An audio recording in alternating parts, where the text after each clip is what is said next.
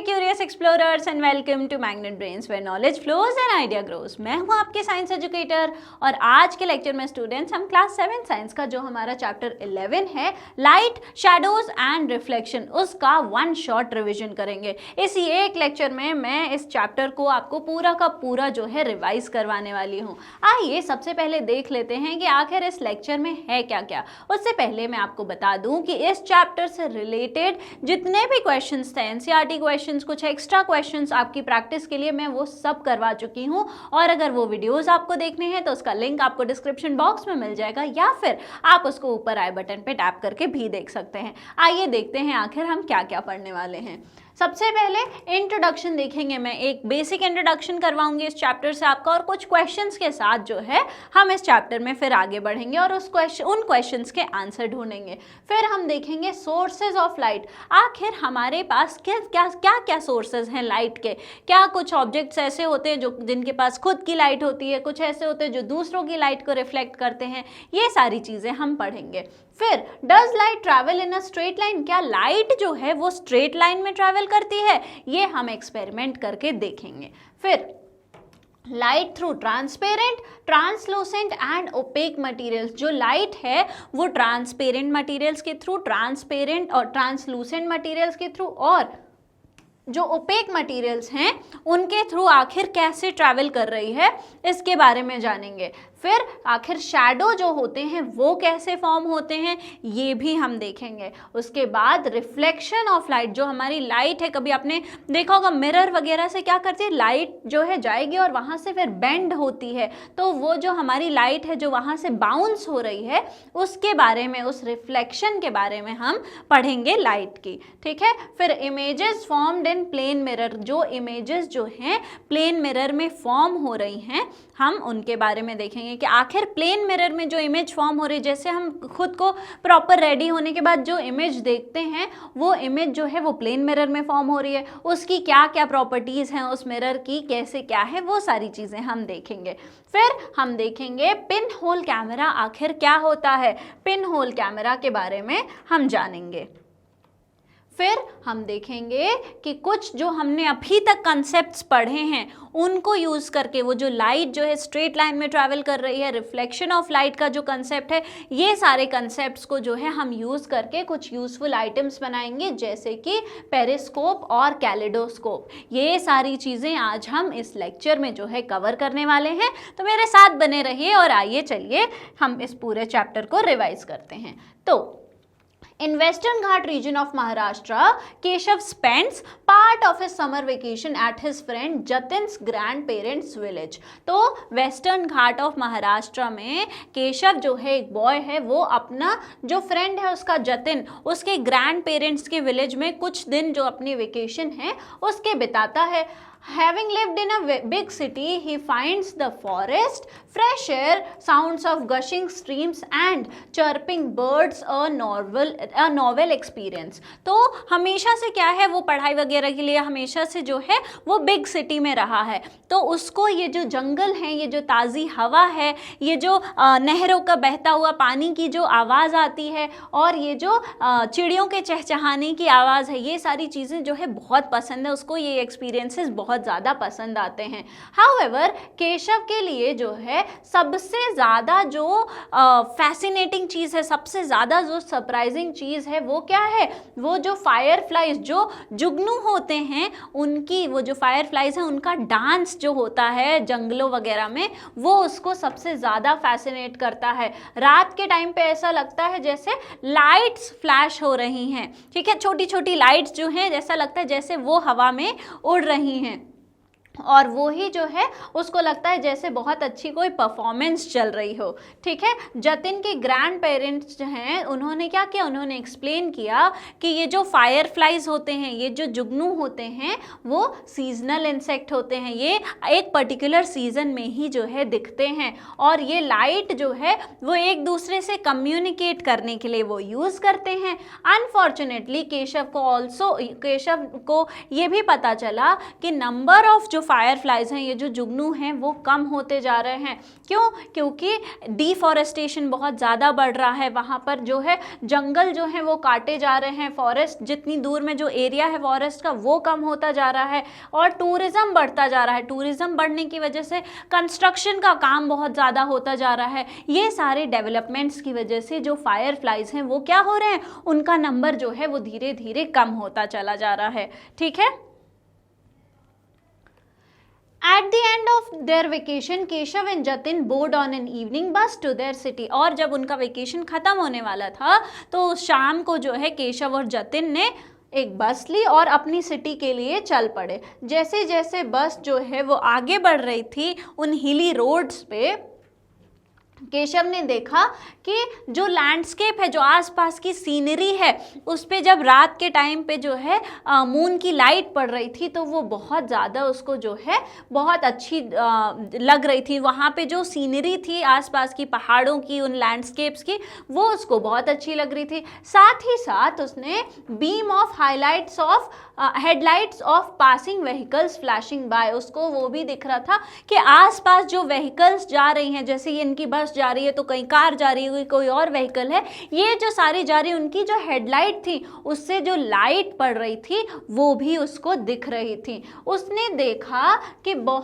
उसको जो है याद आया, क्या उसको ये सारी सीनरी देख के, ये सारी कार वगैरह देख के, वो लैंडस्केप देख के मून लाइट के अंदर उसको बहुत सारे पोएम्स और सॉन्ग जो हैं मून लाइट से रिलेटेड जो है याद आने लगे। और उसने दिमाग में उसके ये भी आया, जब वो गाने उसको याद आ रहे थे किससे, मून की लाइट से रिलेटेड, तो उसको समझ आया, उसके दिमाग में क्वेश्चन आया कि जो मून है क्या उसके पास अपनी खुद की लाइट होती है? क्या मून जो शाइन कर रहा है वो खुद वो लाइट प्रोड्यूस करके कर रहा है? क्या हमने जो है 6th स्टैंडर्ड में बियॉन्ड अर्थ में जो हमारा चैप्टर था उसमें पढ़ा नहीं था कि सारे जो ऑब्जेक्ट्स हैं, ऑल अदर ऑब्जेक्ट्स जो सोलर सिस्टम में हैं वो शाइन करते हैं कैसे? क्योंकि उनके ऊपर सन की लाइट पड़ती है और फिर वो लाइट रिफ्लेक्ट होती है। तो हमको ऐसा लगता है जैसे वो जो प्लैनेट्स हैं वो शाइन कर रहे हैं, कि all other objects in our solar system shine only by reflecting the light of the sun. क्या हमने ये नहीं पढ़ा था? ये हम ऑलरेडी क्लास 6 में पढ़ चुके हैं। तो मून लाइट जो है क्या वो भी रिफ्लेक्टेड सनलाइट ही है? मून पे जो लाइट हमको पड़ती हुई दिख रही है, मून की जो चमक हमको दिख रही है, क्या वो भी इसीलिए दिख रही है क्योंकि वो भी सनलाइट को जो है रिफ्लेक्ट कर रहा है, उस पे भी सनलाइट जो है वो पड़ रही है, इसलिए क्या हमको मून चमकता हुआ दिख रहा है? Which objects give off their own light, कौन कौन से ऐसे ऑब्जेक्ट्स हैं जो अपनी ओन लाइट, खुद अपनी जो लाइट है वो प्रोड्यूस कर रहे हैं, खुद जो है लाइट दे रहे हैं। वाइल थिंकिंग उसने नोटिस किया कुछ स्ट्रेंज, कि जो भी कार आसपास से जा रही थी उन कार से जो उनकी हेडलाइट से लाइट निकल रही थी वो कैसी थी कि लाइट ऐसा लग रहा था जैसे स्ट्रेट लाइन में ट्रैवल कर रही हो। राइट, जब कार की हेडलाइट से निकल रही थी तो ऐसा लग रहा था जैसे वो बिल्कुल सीधा जा रही हो, ऐसा नहीं कि कहीं वो मुड़ रही है, जिगजैग जा रही, नहीं, बिल्कुल सीधा जाती हुई लाइट दिख रही थी। ठीक है, तो केशव के ऑब्जर्वेशंस पे हमको कितने सारे क्वेश्चंस आए हमारे दिमाग में। क्वेश्चन नंबर 1, पहला, कि सारे जो ऑब्जेक्ट्स हैं हमारे किस में, सोलर सिस्टम में, वो सन की लाइट रिफ्लेक्ट करते हैं, ये हमने पढ़ा था कि नहीं पढ़ा था?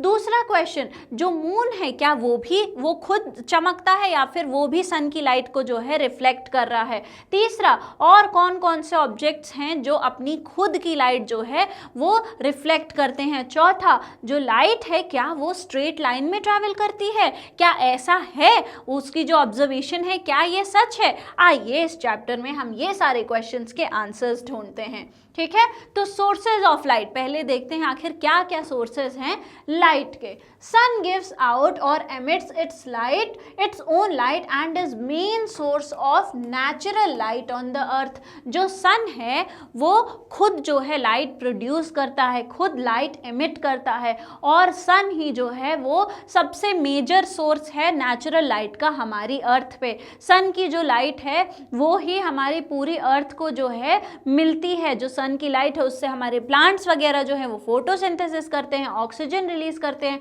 वो ऑक्सीजन हम यूज़ करते हैं। तो सन की जो लाइट है वो बहुत हमारे लिए क्या है, इम्पॉर्टेंट है, और वो ही एक मेन सोर्स है हमारे लिए लाइट का अर्थ पे। बाकी स्टार्स हो गए, लाइटनिंग हो गई, नेचुरल फायर हो गया, कुछ एनिमल्स हो गए, वो सारे अपनी लाइट एमिट करते हैं। जैसे कि हमारे कौन से एनिमल्स हो गए, ये ही हमारे फायर फ्लाइज, ठीक है।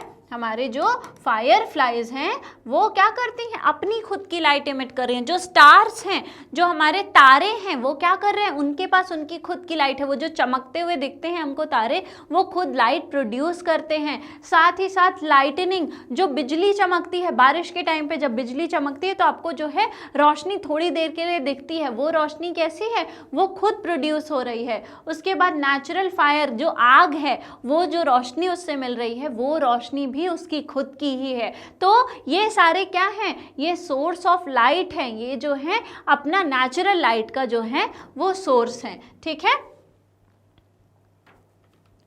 In ancient times, humans learned to create fire, the earliest form of artificial lighting. पुराने टाइम पे ह्यूमंस ने क्या किया, हमने सीखा कि फायर, आग जो है हमने उसकी खोज की, और वो जो थी, वो जो आग का खोज करना था, वो पहली ऐसी चीज़ थी कि वो आर्टिफिशियल फॉर्म थी, ठीक है। अभी क्या हुआ कि हमने अभी तक देखा कि सन की जो आग है, ठीक है, सन की जो आग है वो नेचुरल लाइट है, ठीक है। सन की जो आग है वहाँ से जो लाइट हमको मिल रही है वो नेचुरल लाइट है।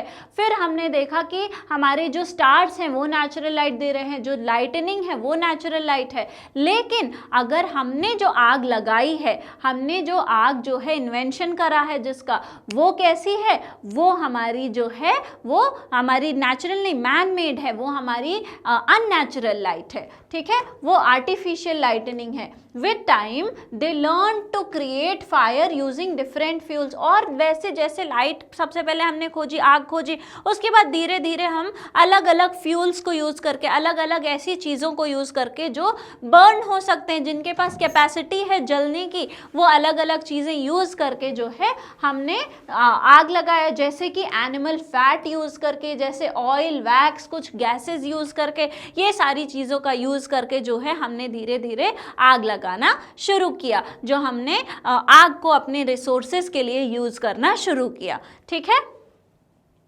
यहाँ पर आप देखेंगे तो इस पिक्चर में कुछ जो है आर्टिफिशियल लाइट के दिए हुए हैं। एक मिसाल है हमारी जो कैंडल है, दिया है, आपकी लैल्टर्न्स हैं, ये सारी चीज़ें क्या हैं, ये सारी चीज़ें आर्टिफिशियल सोर्स हैं लाइट का, ठीक है।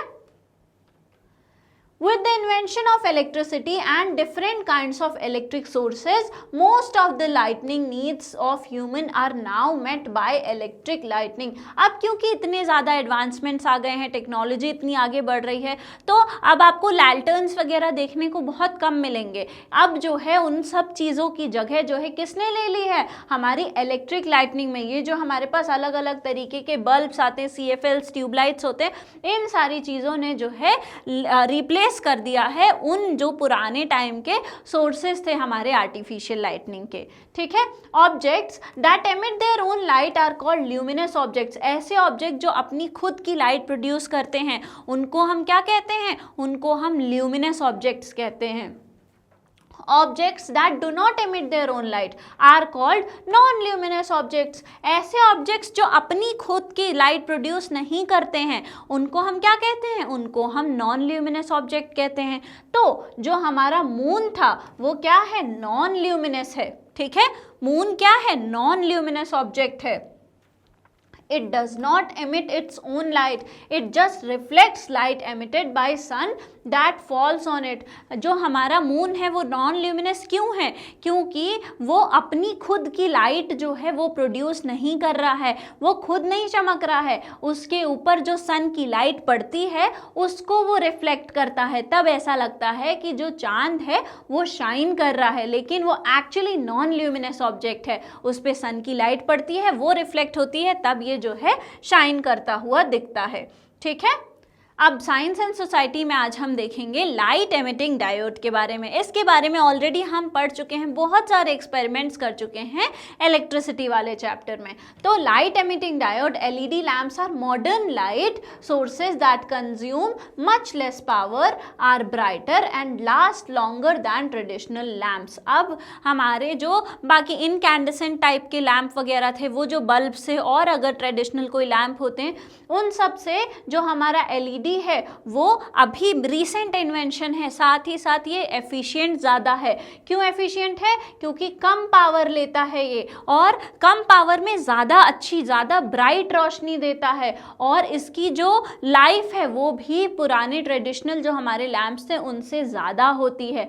तो कम पावर में ज़्यादा रोशनी देना और ज़्यादा समय तक चलता है, इसलिए ये ज़्यादा एफिशिएंट है। और ये सिर्फ इलेक्ट्रिसिटी बिल ही नहीं रिड्यूस कर रहा है, इलेक्ट्रिसिटी बिल तो रिड्यूस कर ही रहा है, लेकिन ये एनवायरनमेंट के लिए भी जो है अच्छा है, एनवायरनमेंट को जो है पोल्यूट नहीं करता है। Recognising their advantages, the Indian government has made substantial efforts to promote the use of LED lamps nationwide. और ये सारे एडवांटेजेस को देखते हुए एलईडी की हमारी जो गवर्नमेंट है वो भी काफ़ी एफर्ट्स लगाती है ताकि सब तक ये बात पहुंच सके कि आप जो है अब एलईडीज़ का यूज़ करना चालू करिए, वो ज़्यादा एफिशिएंट हैं। ठीक है, और जब एलईडी का जो है लाइफ ख़त्म हो गई, जब एलईडी बल्ब जो है उसकी लाइफ ख़त्म हो गई, तो हमको उसको जो है अच्छे से अप्रोप्रिएटली डिस्पोज करना चाहिए, सो दैट वो रिसाइकल हो सके। अच्छे से रिसाइकल करने के लिए उसको डाल देना चाहिए, उसको गार्बेज में नहीं फेंकना चाहिए। ठीक है, आगे बात समझ में? ये हमने देख लिया एलईडी के बारे में। आइए आगे बढ़ते हैं। अब देखना है जो हमारा पहला क्वेश्चन था मून के बारे में, वो हमने देख लिया। ल्यूमिनस नॉन ल्यूमिनस ऑब्जेक्ट्स देख लिए। अब देखते हैं कि लाइट जो है क्या वो सच में स्ट्रेट लाइन में ही ट्रैवल करती है। आइए एक एक्टिविटी परफॉर्म करते हैं और देखते हैं। इसमें हमको 3 मैचस्टिक्स के जो है बॉक्सेस चाहिए। अब जो मैचस्टिक है, जो माचिस के डब्बे हैं, उसके बॉक्स में अंदर जो वाइट वाली ट्रे होती है उसको निकालना है, और उन तीनों ट्रे में एकदम एक ही जगह पर जो है होल करना है, बिल्कुल एक ही जगह पर। ठीक है, हमको 3 मैचस्टिक के बॉक्सेस ले लिए और उसके अंदर वाली ट्रे में जो है एक होल कर दिया। अब इन तीनों को जो है एक स्ट्रेट लाइन में अलाइन कर दीजिए। इन तीनों को जो है एक के पीछे एक बिल्कुल ऐसे रखिए कि वो जो होल हैं वो बिल्कुल एक ही लाइन में जो है फॉल करें। ये हमने जो है सेटअप बना लिया। अब एक टॉर्च लाइट लीजिए और उसको ऐसे सेट करिए। अब जैसे ये सेटअप कर दिया हमने, एक टॉर्च लाइट लिया और उसको इतनी ऊंचाई पे रखा कि जब हम उसको जलाएं तो उसकी रोशनी जो है उन होल्स के थ्रू होते हुए जाए। ठीक है, ये हमने टॉर्च लाइट के साथ कर दिया। अब एक कार्डबोर्ड या फिर कोई स्क्रीन जो है यहाँ इन तीनों के पीछे जो है लगाना है। ठीक है, एक हमने कार्डबोर्ड या उसको स्क्रीन बोलेंगे, हमने वो लगा दिया। ठीक है, क्या किया हमने? पीछे एक स्क्रीन लगा दी। अब क्या करना है? एक कार्डबोर्ड लगा दिया, सो दैट अब जो है जब आप जलाएंगे किसको? हमारी टॉर्च की लाइट को, तो आपको जो है एक ब्राइट स्पॉट देखने को मिलेगा। ठीक है, आपको क्या देखने को मिलेगा? एक ब्राइट स्पॉट देखने को मिलेगा। आपने जब ये टॉर्च जलाई तो इन होल्स के थ्रू होते हुए हमारी लाइट जो है वो जाएगी, क्योंकि ये तीनों होल्स जो हैं ऐसे एडजस्ट करना है कि तीनों एक ही बिल्कुल एक अलाइनमेंट में हो। ठीक है, बिल्कुल एक ही लाइन में हो, इधर उधर नहीं हो। जब आप जो है टॉर्च जलाएंगे एकदम होल्स के लेवल पे, तो वो रोशनी जो है क्रॉस करती हुई पीछे आपको स्क्रीन पर मिलेगी और एक ब्राइट स्पॉट मिलेगी, और इतनी बड़ी, ऐसा नहीं बहुत बड़ी मिलेगी, उतनी बड़ी मिलेगी जितना बड़ा हमारा होल था। ठीक है, ये हमने कर लिया। Move the matchboxes slightly to a side और अप एंड डाउन। उसमें से एक जो मैच बॉक्स है, अब आपको क्या करना है? उसको थोड़ा डिस्टर्ब कर देना है, उसका अलाइनमेंट जो है खराब करना है, थोड़ा ऊपर नीचे या इधर उधर कर दीजिए। अब क्या होगा? अब वो तीनों होल्स जो हैं एक ही अलाइनमेंट में नहीं हैं। अब जब आप टॉर्च जलाएंगे तो क्या होगा? वो जो टॉर्च है वो जलेगी तो रोशनी जाएगी, लेकिन बीच में जो है कहीं एक होल जो है नहीं मिलेगा, तो उसके थ्रू क्रॉस नहीं कर पाएगी। ठीक है, और जब क्रॉस नहीं कर पाएगी तो पीछे जो है स्क्रीन पे हमको कोई भी लाइट की जो है स्पॉट नहीं दिखेगा। तो यहाँ से क्या पता चलता है कि हो सकता है पहले ही होल को क्रॉस करके दूसरी होल पे रुक गई लाइट, क्योंकि वहाँ पे उसको होल नहीं मिला आगे बढ़ने का। तो अगर लाइट जो है वो बेंड हो सकती, कर्व हो सकती, तो वो दूसरी होल की तरफ चली जाती, लेकिन वो नहीं हो सकती, वो सिर्फ स्ट्रेट लाइन में ट्रैवल करती है, इसलिए वो आगे नहीं बढ़ पाई। और जब हमने सेटअप डिस्टर्ब किया तो पीछे हमको स्क्रीन पे ब्राइट स्पॉट नहीं मिला। ऑलराइट, तो are you able to obtain light spot on the screen now? क्या डिस्टर्ब करने के बाद भी मिलेगा हमको ब्राइट स्पॉट? नहीं मिलेगा। When all the 3 holes are not in the same line we could not obtain the light spot on the screen. जब तीनों होल्स जो थे वो सेम लाइन में नहीं थे तो हम जो है स्क्रीन पे कोई भी स्पॉट नहीं ऑब्टेन कर पा रहे थे। ये ऑब्जर्वेशन हमको ये बताता है कि जो लाइट है वो स्ट्रेट लाइन में ट्रैवल कर सकती है। ठीक है, तो आइए देखते हैं क्या कोई और तरीका है जिससे हम जो है चेक कर सकते हैं कि लाइट स्ट्रेट लाइन में ट्रैवल करती है कि नहीं। आइए एक कैंडल फ्लेम की हेल्प से, एक पाइप की हेल्प से हम एक और एक्टिविटी करते हैं। ठीक है, तो हमको यहाँ पर क्या करना है, हमको जो है पहले तो बहुत ही कॉशन से किसी बड़े की हेल्प से हमको ये करना है, क्योंकि हम कैंडल यूज़ कर रहे हैं। तो एक कैंडल लीजिए, अब उस कैंडल को जला लीजिए, उसके बाद एक पाइप लीजिए। ठीक है, और ऐसा पाइप लीजिए जो फ्लेक्सिबल हो। ठीक है, पहले वो बिल्कुल स्ट्रेट रहे तब आप देखिए, तो उस पाइप के थ्रू आपको वो जो कैंडल की फ्लेम है वो बिल्कुल अच्छे से दिखेगी। लेकिन आपने उस पाइप को थोड़ा सा जो है बेंड किया, और जब आप बेंड करेंगे तो वो पाइप से आपको फ्लेम नहीं दिखेगी। तो यहाँ से क्या पता चला कि जब बेंड हुई, यहाँ पे ये जो रोशनी थी, लाइट थी, वो बिल्कुल ऐसे सीधा आ पा रही थी। ठीक है, लेकिन जब यहाँ पर देखेंगे आप तो रोशनी यहाँ तक तो आई, लेकिन यहाँ से बेंड, रोशनी तो, लाइट तो बेंड होती नहीं है, तो वो बेंड नहीं हो पाई, तो यहीं पे ब्लॉक हो गई, रुक गई। तो यहाँ से हमको क्या पता चला कि इसने रोशनी नहीं देखी, इस तक लाइट नहीं पहुँची। तो क्या पता चला कि जो हमारी लाइट है वो स्ट्रेट लाइन में ट्रैवल करती है, इसलिए जब पाइप बेंड था तो हमको वो लाइट नहीं दिख रही थी। ठीक है, तो हमने क्या किया, यहाँ से पता चला कि स्ट्रेट पाइप में जो है हम देख पा रहे थे, लेकिन जो बेंट पाइप थी उसमें हम लाइट नहीं देख पा रहे थे। ये शो करता है कि जो लाइट है वो स्ट्रेट लाइन में ट्रैवल करती है। ऑलराइट, आ गई बात समझ में? लाइट कैसे ट्रैवल करती है? लाइट हमेशा ही स्ट्रेट लाइन में ही ट्रैवल करती है। लाइट के पास जो है कर्व होने का, जिगजैग जाने का कोई भी ऑप्शन नहीं होता है। ऑलराइट, आइए अब हम देखते हैं, आज देखते हैं डाइव डीपर में क्या है हमारे पास। तो लेज़र लाइट को यूज़ करके हम देखेंगे कि लाइट जो है कैसे स्ट्रेट लाइन में जाती है। उसके पहले लेज़र लाइट से रिलेटेड थोड़े हमको कॉशन, उसको हमको बहुत ही सावधानी से यूज़ करना होता है। ठीक है, टीचर की सुपरविजन में लेज़र लाइट जो है आपको यूज़ करना है। जो हाई पावर वाले लेज़र लाइट होते हैं वो आपको यूज़ करने की ज़रूरत नहीं है। लो पावर वाले जो लेज़र पॉइंटर हैं वो भी इस एक्टिविटी के लिए काफ़ी हैं। कभी भी जो लेज़र लाइट है वो डायरेक्टली किसी की आंखों पे नहीं डालना चाहिए, उससे जो है सीरियस आई डैमेज हो सकता है।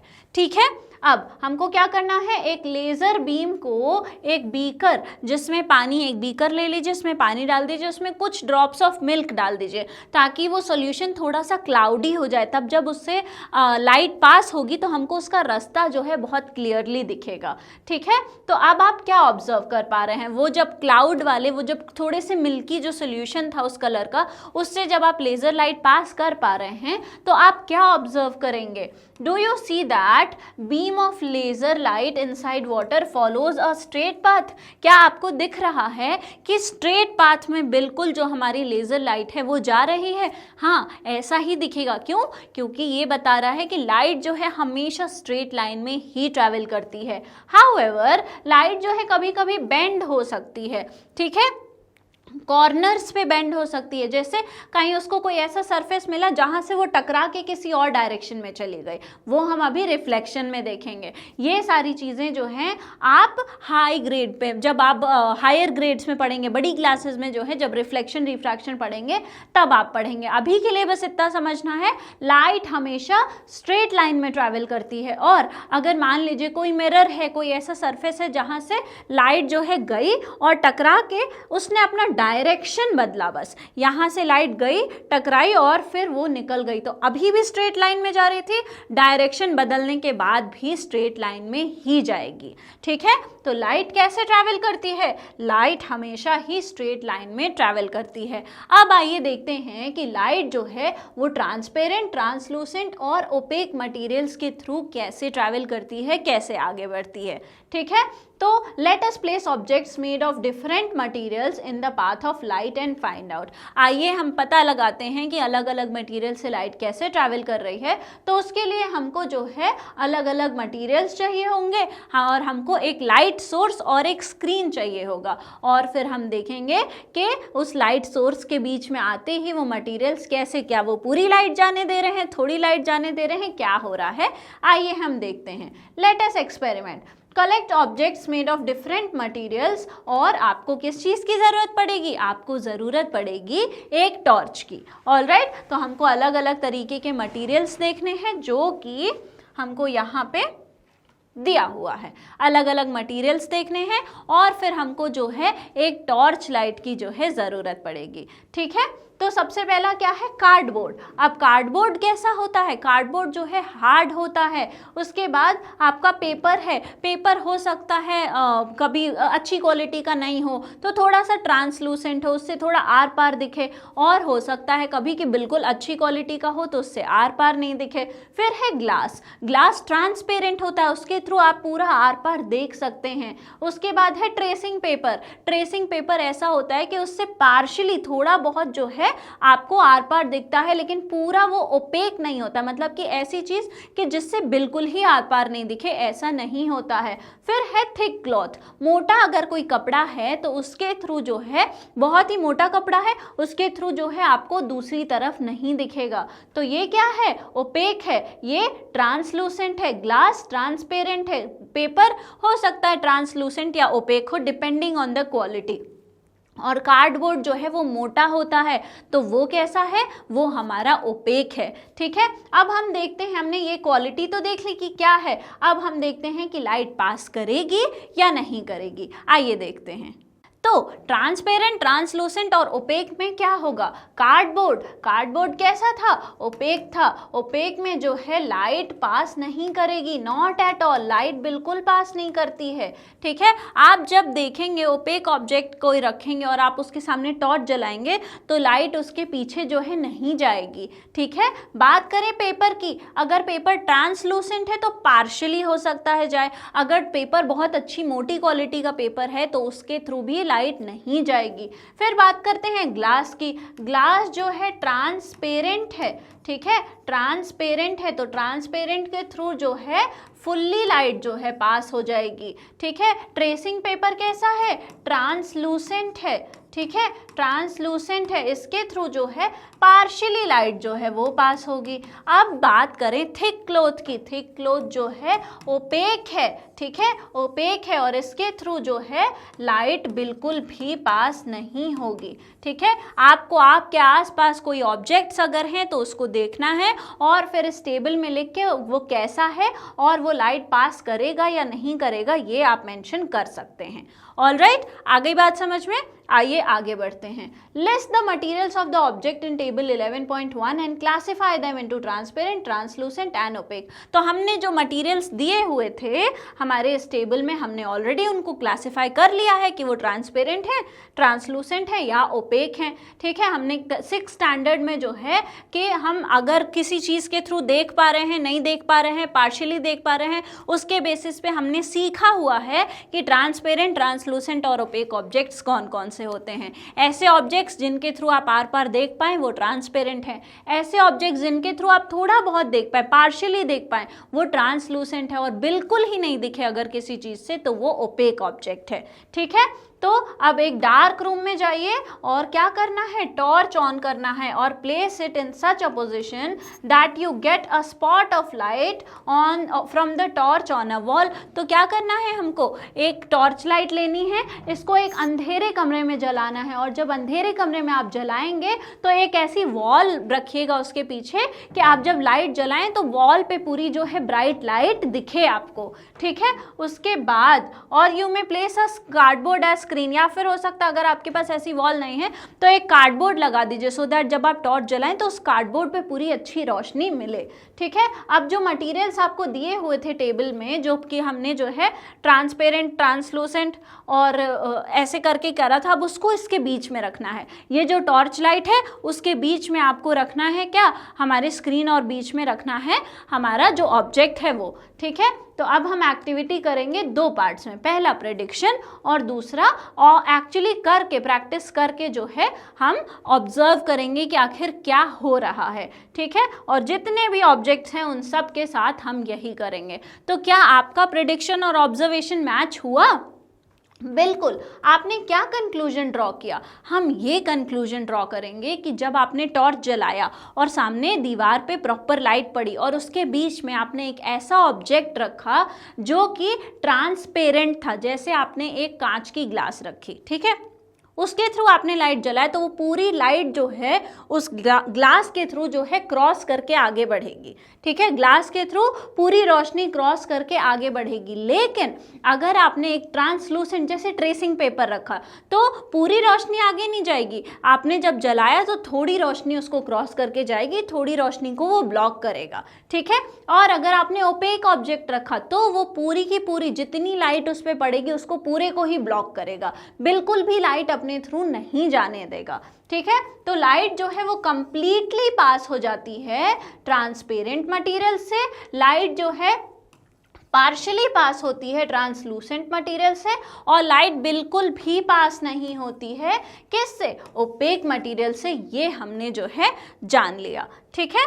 अब हमने ये तो जान लिया, लेकिन आप बताइए कि अगर ओपेक ऑब्जेक्ट जो है वो लाइट को ब्लॉक कर रहा है तो फिर क्या हो रहा है। लाइट के रास्ते में जो है ओपेक ऑब्जेक्ट रखा है, उसने पूरी ही लाइट को जो है ब्लॉक कर दिया है, तो फिर क्या होता है, तब फॉर्म होती है शैडो। आइए हम उसके बारे में पढ़ते हैं, ठीक है। तो अभी तक हमने क्या सीखा कि ट्रांसपेरेंट से पूरी लाइट पास होगी, ट्रांसलूसेंट से जो है पार्शियली लाइट पास होगी, और ओपेक ऑब्जेक्ट से जो है लाइट बिल्कुल भी पास नहीं होगी, ठीक है। तो अब हम देखते हैं शैडो कैसे फॉर्म हो रहा है, ठीक है। आइए, what happens when an opaque object blocks the path of light. क्या होगा जब एक ओपेक ऑब्जेक्ट जो है लाइट के पाथ को ब्लॉक कर रहा है। What did you see on the screen in activity 11.3, जब आपने ओपेक ऑब्जेक्ट को जो है रखा था, तो जो इसके पहले हमने एक्टिविटी करी थी, जब आपने उसमें ओपेक ऑब्जेक्ट को टॉर्च के सामने रखा था तो क्या हुआ था, did you see a dark patch on the wall. जब आपने टॉर्च जलाया और बीच में एक ऐसा ऑब्जेक्ट रखा जिसके थ्रू जो है, सपोज आपने एक कार्डबोर्ड रखा, ठीक है, उसके थ्रू बिल्कुल रोशनी जो है बिल्कुल लाइट क्रॉस करके नहीं गई, तो क्या पीछे जो वॉल थी जिस पे लाइट पड़ रही थी, क्या जितनी दूर हमारा कार्डबोर्ड है उतनी दूर उस वॉल पे जो है डार्क पैच दिखा आपको, उतनी दूर आपको डार्कनेस दिखी वहां पे। Why was this dark patch form? ये डार्क पैच आखिर क्यों बना था? तो स्टूडेंट्स, हमको पता है कि लाइट कैसे ट्रैवल करती है, स्ट्रेट लाइन में। आपने जब टॉर्च जलाया तो उससे जो लाइट निकली वो कैसे निकली, वो बिल्कुल स्ट्रेट लाइन में निकली। जब एक ओपेक ऑब्जेक्ट को आपने रखा इसकी पाथ में, जब इस टॉर्च के सामने जब लाइट निकल रही थी, इसके सामने आपने एक ओपेक ऑब्जेक्ट रखा, तो लाइट जो है वो ब्लॉक हो गई। लाइट क्या हो गई, लाइट ब्लॉक हो गई। ये जो डार्क पैच है वहाँ पर लाइट नहीं पहुँची, ठीक है। जिस डार्क पैच की हम बात कर रहे हैं, हमने टॉर्च जलाया, बीच में जो है एक कार्डबोर्ड रखा, तो जितनी दूर कार्डबोर्ड था उतनी दूर की लाइट जो है वो आगे नहीं बढ़ पाई, क्योंकि लाइट सीधा जाती है। अब सीधा गई तो यहाँ से बेंड तो होगी नहीं, तो सीधा गई, उसको रुकावट मिली, वो वहीं रुक गई, वो आगे नहीं बढ़ पाई, ठीक है। तो वही जो हमारी जितनी दूर की लाइट ब्लॉक हो गई थी वो फिर आगे नहीं बढ़ पाई, तो पीछे लाइट तो मिलेगी नहीं, तो वो डार्क पैच जो है वो वॉल पर दिखेगा, डार्कनेस, अंधेरा रहेगा उतनी दूर। उसी अंधेरे को हम क्या कहते हैं, उसी डार्क पैच को हम शैडो कहते हैं। ऑलराइट, उसी डार्क पैच को हम क्या कहते हैं, उसी डार्क पैच को हम शैडो कहते हैं, ठीक है। तो शैडो का क्या मतलब है? शैडो है dark patch where the light does not reach when an opaque objects block light. वो डार्क पैच जहां पर एक ऑब्जेक्ट नहीं पहुंच पा रहा है जब एक ओपेक ऑब्जेक्ट लाइट को ब्लॉक कर दे रहा है। बेसिकली आपने लाइट जलाया, एक कार्डबोर्ड रखा या फिर कोई भी ओपेक ऑब्जेक्ट रखा, उसने लाइट को रोक दिया। जब लाइट रुक जाएगी, कहीं नहीं पहुंच पाएगी, तो अंधेरा होगा। वही अंधेरा, वही डार्क पैच कहलाता है शैडो। ठीक है, आ गई बात समझ में? आपने नोटिस किया होगा आपका शैडो और आपके ऑब्जेक्ट का, जो आपके आसपास ऑब्जेक्ट हैं, आपने उसकी भी शैडो जो है नोटिस करी होगी। आप जब बाहर सन में जाते हैं या आर्टिफिशियल लाइट में भी आपने शैडो जो है वो बनता हुआ नोटिस किया होगा। या फिर हो सकता है आप लोगों ने जो है अलग अलग तरीके के शैडोज बना के, अलग अलग तरीके, कभी हाथ से शैडो बना के, कभी अपनी बॉडी से शैडो बना के, जैसे यहाँ पर देखिए बच्चे जो है मस्ती कर रहे हैं, अलग अलग तरीके की शैडो जो है वो फॉर्म हो रही है वॉल पे। हो सकता है आपने भी ये मस्ती की हो। ठीक है, तो क्या जो ट्रांसलूसेंट और ट्रांसपेरेंट ऑब्जेक्ट्स हैं वो भी शैडो बनाते हैं? ओपेक के बारे में तो हमने बात कर ली है, तो क्या ट्रांसलूसेंट और ट्रांसपेरेंट ऑब्जेक्ट्स जो हैं वो भी शैडो बनाते हैं या नहीं बनाते हैं? तो आपने जब एक्टिविटी 11.3 करी थी, जो हमने इसके पहले एक्टिविटी करी थी, जहाँ पर हम देख रहे थे कि कौन सा ट्रांसपेरेंट, ट्रांसलूसेंट और ओपेक है और कैसे लाइट उसके थ्रू पास हो रही है या नहीं, तो आपने देखा होगा कि जो ओपेक ऑब्जेक्ट था उसमें सबसे डार्क शैडो बन रही है। ओपेक ऑब्जेक्ट पूरी लाइट ब्लॉक कर रहा है, तो पीछे कोई भी लाइट नहीं जा रही है उस ऑब्जेक्ट के पीछे, तो इसलिए उतने में बहुत डार्कनेस है, तो वहां पर डार्कर शैडो बन रही है। लेकिन जो ट्रांसलूसेंट ऑब्जेक्ट था वो लाइटर शैडो बना रहा था। क्यों? अगर आपने ट्रेसिंग पेपर रख दिया है तो थोड़ी लाइट तो वो जाने देगा, थोड़ी लाइट को ब्लॉक कर देगा, तो पूरी लाइट ब्लॉक नहीं हो रही है, थोड़ी लाइट, पार्शियली लाइट ब्लॉक हो रही है। इसलिए जो शैडो है वो कैसा बन रहा है? वो थोड़ा लाइटर बन रहा है। और कुछ जो ट्रांसपेरेंट ऑब्जेक्ट्स होते हैं वो बहुत ही फेंट, बहुत ही हल्की सी नाम मात्र की जो है शैडो फॉर्म करते हैं। ठीक है, आ गई बात समझ में? तो ट्रांसपेरेंट में बहुत ही फेंट शैडो, ट्रांसलूसेंट में लाइटर शैडो, और सबसे डार्क शैडो किस में बनती है? ओपेक ऑब्जेक्ट्स की केस में। ठीक है, तो अब हम शैडो फॉर्मेशन में आइए एक और एक्टिविटी करते हैं और थोड़ा और समझते हैं इसके बारे में। कुछ ऑब्जेक्ट्स जो हैं आप अलग अलग शेप और साइजेस के जो है कलेक्ट कर लीजिए। अब ये जो एक्टिविटी है 11.3 जो हमने इसके पहले करी थी कि टॉर्च के बीच में ऑब्जेक्ट रखा और उसकी इमेज जो है स्क्रीन पर ऑप्ट करिए, तो उसको जो है वापस से एक्टिविटी को करिए। लेकिन इस बार जो है आपको एक्टिविटी में हमारी जो अभी आगे टेबल मिलेगी उसमें क्या करना है वो मेंशन्ड है। ठीक है, सेटअप वैसा ही है, लेकिन वहां पे आपको करना क्या है ये मेंशन्ड है हमारी इस टेबल में। ठीक है, और बस उसका ऑब्जर्वेशन आपको जो है वो लिखना है। तो observe shape and size of the shadow on the screen of each of the actions. तो आपको क्या करना है, जो एक्शंस वहाँ मेंशन्ड है वो फॉलो करना है, और फिर आपको जो है शेप, साइज शैडो का वो आपको स्क्रीन पर जो है ऑप्ट करना है और देखना है कि क्या कैसे हो रहा है। Did the shadow form in all cases? क्या शैडो सारे ही केसेस में फॉर्म होगा?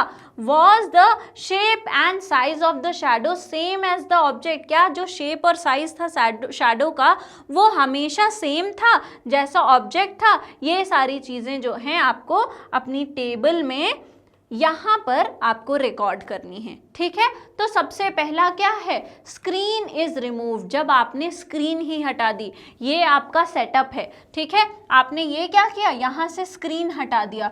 तो जब आप स्क्रीन ही हटा देंगे तो फिर क्या बचेगा, कहाँ पर शैडो फॉर्म होगा? शैडो तो फॉर्म ही नहीं होगा। तो आपने क्या किया, स्क्रीन हटा दिया। स्क्रीन हटा दिया तो सिर्फ टॉर्च जलेगी, लेकिन वो जो हमारा ऑब्जेक्ट है, जो हमारा ये सपोज मान लीजिए बॉल ही है, तो इस ऑब्जेक्ट की जो शैडो है वो फॉर्म ही नहीं होगी, क्योंकि उसको फॉर्म होने के लिए कोई जगह ही नहीं है।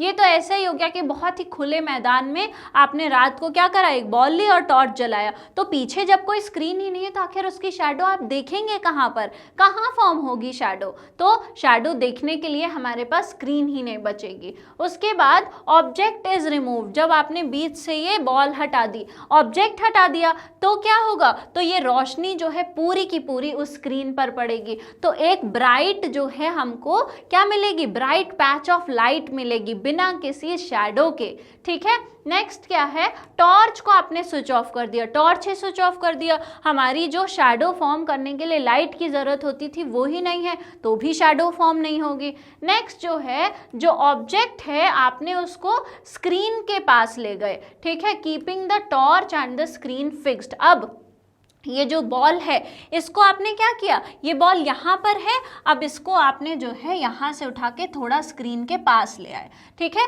आपने टॉर्च जो था, जो हमारा सोर्स ऑफ लाइट था, उससे उसको दूर कर दिया। तो जब आप दूर करेंगे, जैसे आपने दूर कर दिया, तो जब ये रोशनी पड़ी तो ये यहाँ तक गई और इतनी ही लाइट जो है वो ब्लॉक कर पाए। ठीक है, कम लाइट, ये जो रोशनी थी वो जब निकली तो ये आसपास के जो है एरिया में भी गई, तो कम लाइट ब्लॉक हो पाई। तो इस केस में क्या, जितनी दूर उतना कम लाइट ब्लॉक करेगी, तो इमेज जो बनेगी, जो हमारी शैडो बनेगी इस पे, वो कैसी बनेगी, वो छोटी बनेगी और शार्प बनेगी।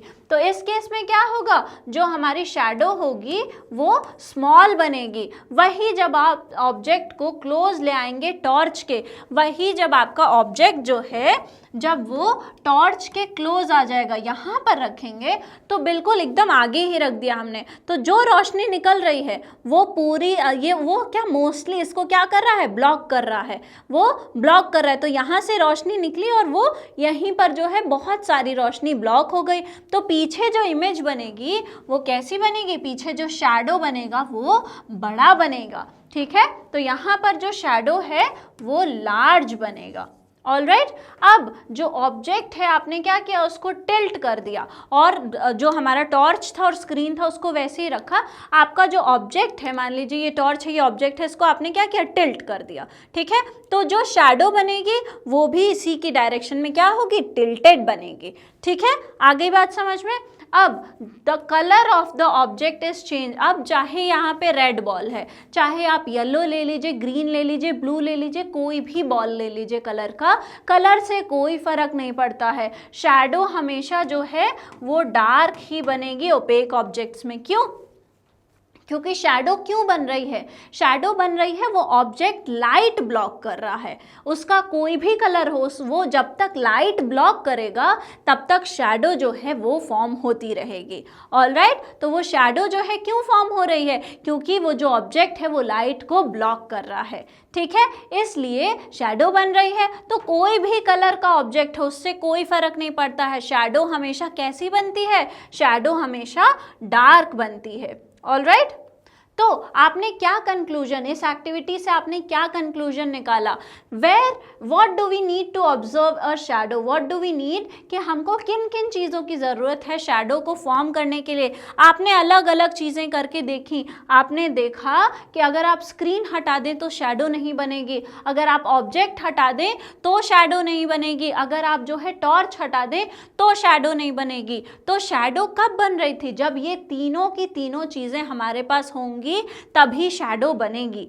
ठीक है, तो ये जो क्वेश्चन है कि आपको किन किन चीज़ों की ज़रूरत पड़ेगी शैडो के लिए, उसका क्या है ऑप्शन, एक स्क्रीन होनी चाहिए, एक सोर्स ऑफ लाइट होना चाहिए और एक ओपेक ऑब्जेक्ट होना चाहिए। ठीक है, does the colour of the shadow change when the colour of the object is change, क्या कलर चेंज होने पे ऑब्जेक्ट के शैडो का कलर चेंज हुआ था, बिल्कुल नहीं, कोई फर्क नहीं पड़ता है किस कलर का हमारा ऑब्जेक्ट है, शैडो हमेशा ही डार्क बनेगी अगर ओपेक ऑब्जेक्ट है तो।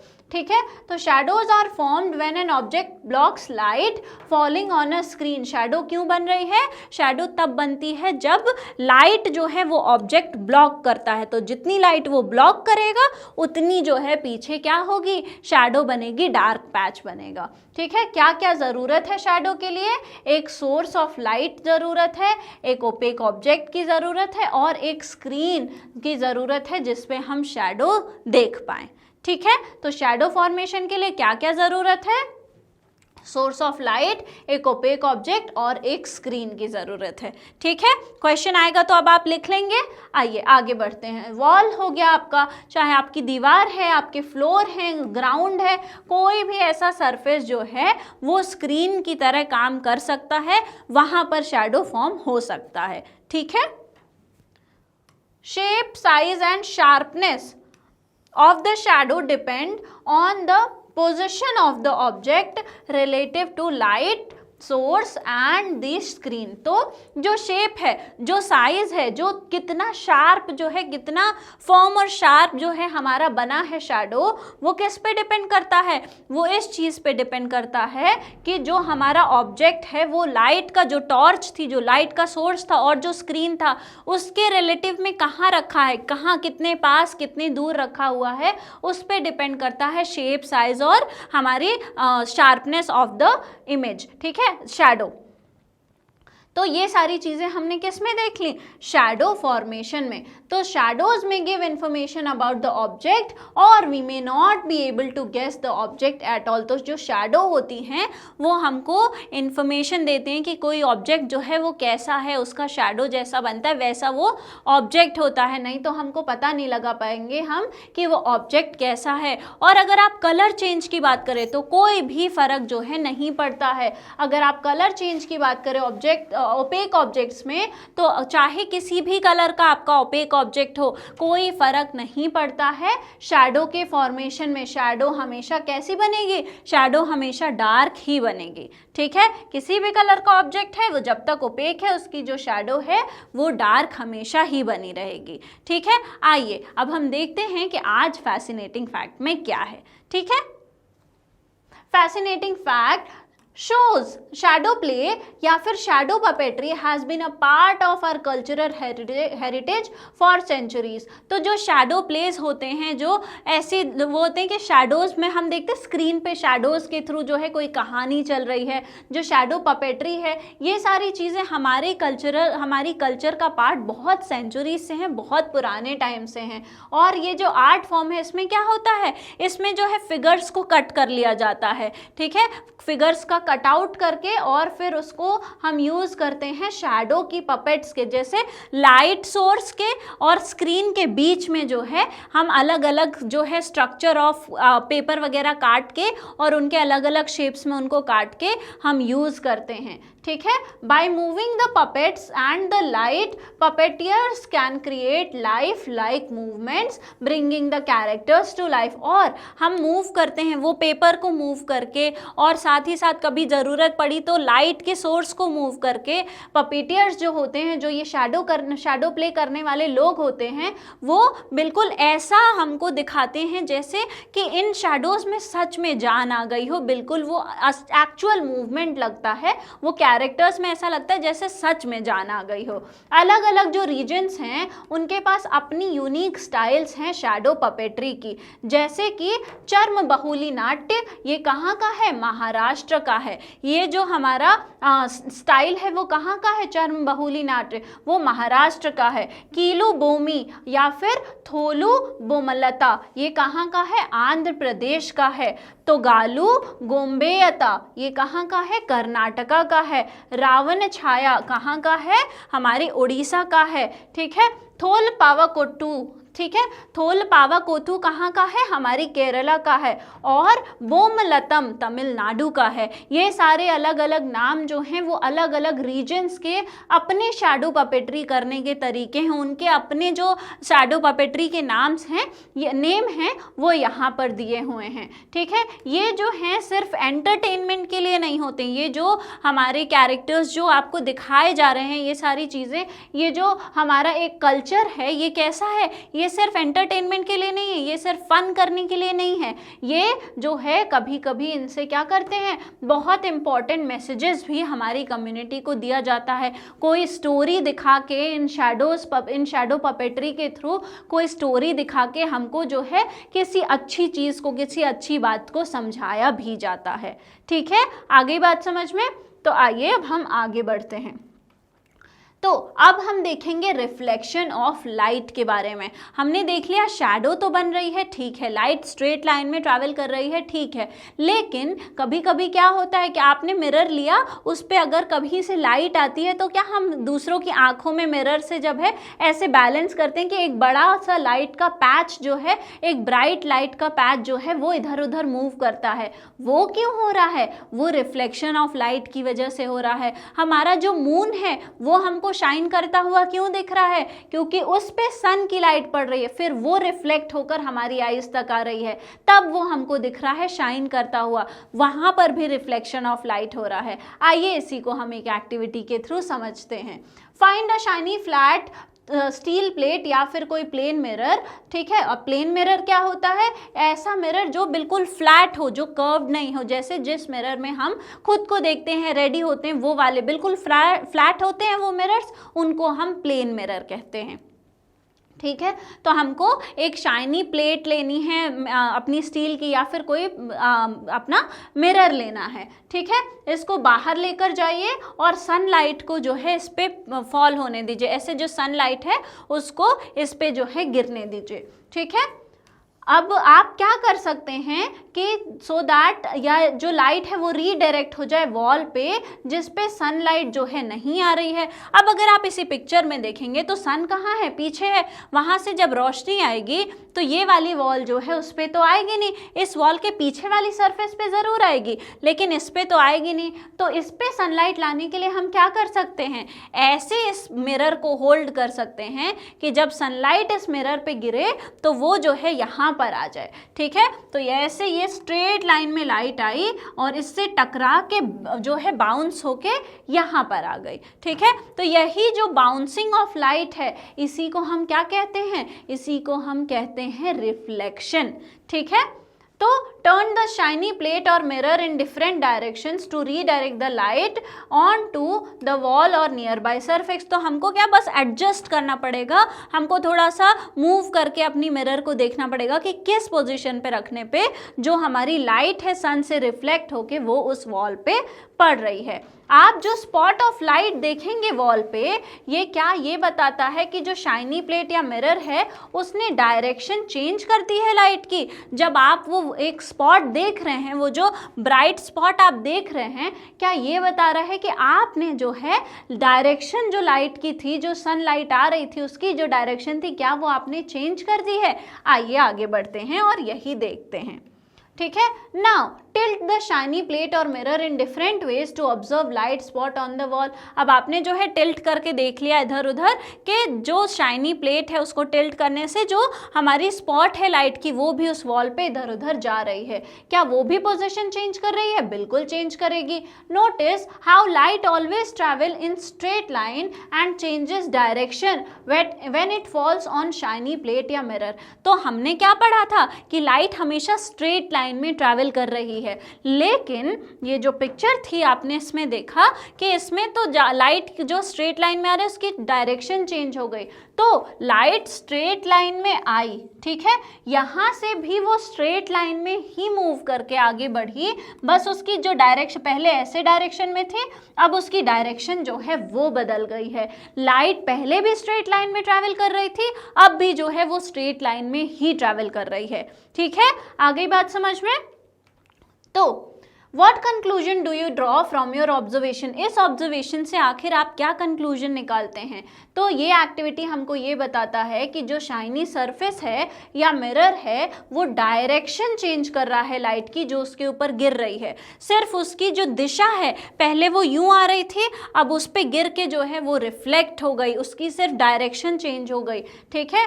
This change in direction of light by a mirror is called the reflection of light. ये जो चेंज है डायरेक्शन का लाइट का मिरर पे गिरने के बाद, ये ही डायरेक्शन जो चेंज हुआ है, इसको हम क्या कहते हैं? इसको हम रिफ्लेक्शन ऑफ लाइट कहते हैं। Let us try to understand the reflection of light by a mirror. आइए हम एक मिरर की हेल्प से लाइट की रिफ्लेक्शन कैसे चेंज हो रही है वो समझने की कोशिश करते हैं। ये है हमारा एक एक्सपेरिमेंट जिसको हमको परफॉर्म करना है और ये सेटअप हमको बनाना है, ठीक है। किन किन चीज़ों की ज़रूरत है? एक प्लेन मिरर की ज़रूरत है जिसमें स्टैंड लगा हो, एक टॉर्च की ज़रूरत है, एक कोम की ज़रूरत है, एक शीट ऑफ वाइट पेपर और एक स्ट्रिप ऑफ ब्लैक पेपर की ज़रूरत है। हमको बेसिकली क्या करना है? एक कंघी लेनी, एक कोम लेना है। अब कोम में ऐसे जो स्पेसेस होते हैं उनकी टीथ के बीच में ऐसे कोम होती है, उनमें जो स्पेसेस हैं उनको हमको पीछे जो है ब्लैक कलर का एक पेपर लगा देना है, और ब्लैक कलर का पेपर ऐसे लगाना है कि एक जो स्लिट है सिर्फ वो ओपन रहे, बाकी सारी जो स्लिट हैं उस कोम की वो क्या हो जाए, वो बंद हो जाए। तो जब आप एक ही स्लिट ओपन है, यहाँ पर जब आप टॉर्च जलाएंगे तो लाइट सिर्फ कहाँ से पास होगी, सिर्फ यहाँ से पास होगी, क्योंकि बाकी तो आपने सारी कोम की जो टीथ है उनको बंद कर दिया है। तो एक पतली सी जो लाइट है वो सिर्फ इसी जगह से पास होकर जा पाएगी। ये जो सेटअप है ये हमको तैयार करना है, ठीक है। तो हमने क्या किया, ब्लैक पेपर से जो है एक थिन स्लिट छोड़ के अपनी कोम में बाकी पूरे को जो है ब्लॉक कर दिया। अब एक वाइट शीट ऑफ पेपर को आप टेबल पे बिछाइए, एक टेबल लीजिए, उस पर एक वाइट शीट ऑफ पेपर को बिछाइए और उस पे जो हमारी कोम थी, ये जो कोम थी जिस पे हमने पीछे जो है कवर कर दिया था, उसको ऐसे वर्टिकली रख दीजिए, ठीक है। ऐसे बिल्कुल 90 डिग्रीज पे आप जो है रख दीजिए। ये हमारा वाइट शीट है, इसके ऊपर हमने वो जो कोम था जिसमें एक स्लिट था उसको ऐसे रख दिया, ठीक है। अब क्या करना है, adjust the comb and torch slightly till you see a thin beam of light along the paper which has passed through the slit। अब क्या करना है, आपका जो टॉर्च है, आपका जो टॉर्च है उसको जलाना है, इस तरफ से टॉर्च जलाइए और टॉर्च को इस लेवल पर रखना है कि वो जो टाइनी एक स्लिट था हमारी कोम में, बिल्कुल वहाँ से रोशनी पास हो, ठीक है। बिल्कुल वहाँ से रोशनी जो है, जैसे यहाँ पर देखिए कि थिन स्लिट के सामने जब आपने टॉर्च जलाया तो बिल्कुल वहाँ से पतली सी रोशनी जो है निकलती हुई जाके दिख रही है। अब क्या करना है, आप पीछे प्लेन मिरर जो आपका था वो रख दीजिए। जो हमने प्लेन मिरर लिया था वो जो लाइट जा रही है उसके रास्ते में यहाँ पर प्लेन मिरर रख दीजिए। जब आप प्लेन मिरर रखेंगे तो आप देखेंगे कि ये जो लाइट जा रही थी वो प्लेन मिरर से टकरा के और फिर जो है वो बेंड हो गई, उसने अपना जो डायरेक्शन था वो चेंज कर दिया, ठीक है। हमने क्या किया, स्लिट के थ्रू पहुंचा दिया अपनी टॉर्च से लाइट, अब मिरर रख दिया और अब आप क्या ऑब्जर्व करेंगे, हम ये ऑब्जर्व करेंगे कि जो पाथ ऑफ लाइट बीम है वो चेंज हो गई। मिरर पे गिरने के बाद जो लाइट की पाथ थी, जो उसका डायरेक्शन था, वो क्या हुआ, वो चेंज हो गया। तो रिफ्लेक्शन ऑफ जो लाइट है वो कहाँ पर हुआ, वो मिरर में होता हुआ हमको दिखा, ठीक है। तो रिफ्लेक्शन ऑफ लाइट क्या है, जब स्क्रीन पर जब हमारा जो मिरर है उस पर लाइट पड़ी, स्ट्रेट लाइन में लाइट पड़ी और उसका डायरेक्शन चेंज हो गया, तो इसी चेंज ऑफ डायरेक्शन को हम क्या कहते हैं कि लाइट रिफ्लेक्ट हो गई, लाइट की जो डायरेक्शन है वो चेंज हो गई, ठीक है। तो अब जब हम प्लेन मिरर की बात कर ही रहे हैं तो आइए देखते हैं कि जो हमारी इमेज, जो हम हर रोज़ खुद को शीशे में देखते हैं, वो जो इमेज है क्या वो भी जो है रिफ्लेक्शन की वजह से बन रही है। आइए हम पता लगाते हैं, ठीक है। तो look into the mirror, do you see your face in it. आप जब एक मिरर देखते हैं तो क्या आपको उसमें आपका चेहरा दिखता है। What you see is a reflection of your face in the mirror। आप जो देखते हैं वो क्या है, वो सिर्फ एक रिफ्लेक्शन है। एक्चुअली में जो है आपका चेहरा नहीं है, वो उस चेहरे का रिफ्लेक्शन आप देख रहे हैं। कैसे दिखता है वो, आपने मिरर में देखा तो सबसे पहले ये सोचिए कि क्या अंधेरे कमरे में आपको कभी अपनी परछाई दिखती है मिरर में, नहीं दिखती है। तो उसके लिए रोशनी की ज़रूरत है। जब रोशनी जो है हमारे फेस से, रोशनी है चारों तरफ, हमारे फेस से वो टकरा के गई कहाँ पर, हमारे मिरर पे, और वहाँ से टकरा के जब हमारी आईज में आई तब हमको जो है अपना फेस दिखा, ठीक है। आ गई बात समझ में। ऐसी कोई भी ऑब्जेक्ट हम तभी देख पाते हैं जब उस ऑब्जेक्ट की लाइट हमारी आईज में आती है। तो वैसे ही जब उस मिरर से टकरा के आईज में हमारी आएगी लाइट, तभी हम अपना चेहरा भी देख पाएंगे। तो हम क्या देख रहे हैं एक्चुअली, हम एक्चुअली वो लाइट के टकराने की रिफ्लेक्शन क्या था, लाइट गई और जो है बेंड हो गई। वही बेंडिंग जो लाइट है, वही जो लाइट बाउंस होकर आ रही है, जो उसका पाथवे डायरेक्शन चेंज हुआ है, वही हमारा रिफ्लेक्शन है। तो हमारे चेहरे की जो लाइट थी वो गई और वो क्या हुई, डायरेक्शन चेंज करा उसने, लाइट डायरेक्शन चेंज करके हमारे आईज में आई, तो हम देख पाए कि अच्छा ये हमारा फेस है जो हमको उस मिरर में दिख रहा है, ठीक है। आ गई बात समझ में। ऐसे हमको दिखता है हमारा फेस या कोई भी ऑब्जेक्ट, कोई भी रिफ्लेक्शन ही दिखता है हमको किसी भी ऑब्जेक्ट का जो एक मिरर के सामने रखा हुआ है। मिरर में हम सिर्फ रिफ्लेक्शन रिफ्लेक्शन ही देख पाते हैं। ठीक है, आइए एक एक्टिविटी करते हैं और देखते हैं कि मिरर में जो हमारी इमेज बन रही है, मिरर में जो रिफ्लेक्शन है उसकी क्या क्या प्रॉपर्टीज होती हैं, कैसा होता है। सबसे पहले हमको एक प्लेन मिरर लेना है और एक पेन या फिर कोई भी ऑब्जेक्ट आप ले सकते हैं। एक प्लेन मिरर के सामने हमने एक पेन को रख दिया। अब आप देखेंगे तो आपको ऐसा लगेगा जैसे प्लेन मिरर जो है उसके अंदर बिल्कुल बाहर जैसा पेन है वैसा ही रखा हुआ है। ठीक है, तो आप क्या देख रहे हैं मिरर में, ऐसा लगता है जैसे एक सिमिलर पेन जैसे बाहर रखा हुआ है वैसा ही मिरर के अंदर भी बिल्कुल सेम टू सेम वैसा ही पेन रखा हुआ है। जब the pen which appears behind the mirror is the image of the pen formed by the mirror। अब वो जो पेन है जो आपको पीछे दिख रहा है, ये वाला जो पेन है जो आपको मिरर के अंदर दिख रहा है, व्हाट इज दिस, ये हमारी इमेज है किस चीज़ की, इस ऑब्जेक्ट की। तो जो हमने ऑब्जेक्ट रखा है, जो चीज़ की हम इमेज देख रहे हैं, वो एक्चुअल में क्या कहलाता है, वो कहलाता है ऑब्जेक्ट। ठीक है, और ये जो उसकी इमेज बन रही है उसका जो अंदर रिफ्लेक्शन है, उस रिफ्लेक्शन को क्या कहते हैं, उस रिफ्लेक्शन को हम इमेज कहते हैं। तो ऑब्जेक्ट की रिफ्लेक्शन को हम क्या कह रहे हैं, इमेज कह रहे हैं। और ऑब्जेक्ट हमने रखा, उसका जब रिफ्लेक्शन हुआ हमने उसको बोला कि वो इमेज है। और पेन यहाँ पर क्या है, पेन खुद यहाँ पर ऑब्जेक्ट कहलाता है। अब पेन को क्या करना है, हमको अलग अलग पोजीशन पे, पेन को ये जैसे मिरर के सामने रखा हुआ पेन है, इसको दूर ले जाइए, पास ले जाइए, थोड़ा लेफ्ट राइट करके अलग अलग जो है पोजीशंस पे ले जाइए और कंपेयर करिए उसके साइज ऑफ इमेज में। उसका जो साइज ऑफ इमेज है उसको कंपेयर करिए हर पोजीशन पे। जैसे जैसे आपने पोजीशन चेंज किया वैसे वैसे क्या साइज ऑफ इमेज भी चेंज हुआ, ये हमको बताना है। तो क्या हम हमेशा जो दो साइजेस हैं वो सेम थे, जो इमेज बनती है हमारी प्लेन मिरर से वो सेम साइज की होती है ऑब्जेक्ट से।